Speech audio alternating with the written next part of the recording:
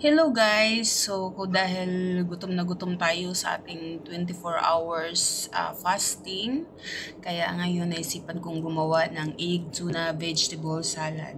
So, ayun na nga, dinurog ko na yung salad, tuna ko, tapos, add ko lang yung itlog dyan, hiwain ko lang ng cubes, depende sa gusto nyo. Ayan. Ganun kalaki yung size na hiwa ko dyan. Tapos i-add ko na yung mga bell peppers. Yung mga bell peppers na yan, tatlong kulay yan. May green, red, at saka yung yellow. Tapos ayun na nga. Ayan, dinagdag ko na yung cucumber.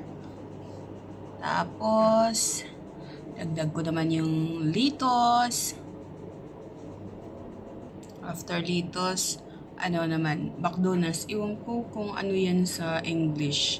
Yun siguro, search ko na lang mamaya. Tapos, nilagyan ko na yung kalahating sibuyas. Tapos, isang buong avocado. Tapos, nilagyan ko ng isang buong Greek yogurt. Yung plain lang, no flavor. And then, yung mayonnaise na gamit natin dyan is Kewpie or Kewpie. Tapos, nilagyan natin ng pink salt sa Himalayan. Tapos, ground pepper. Ayan. Tapos, syempre, hindi mawawala yung vegetable, not vegetable oil. That is olive oil. And then, mix ko na lang yan.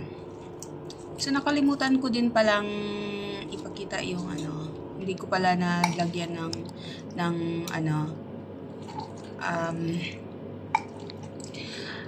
lemon. Huli na pala yung lemon ko nalagay.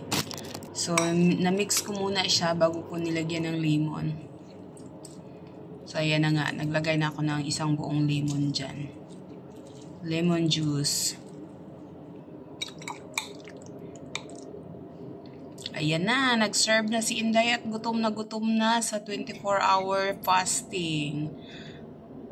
Wow, looks really delicious. So excited. Tara na guys, kain na. Subo na. O diba? Sarap. Yummy.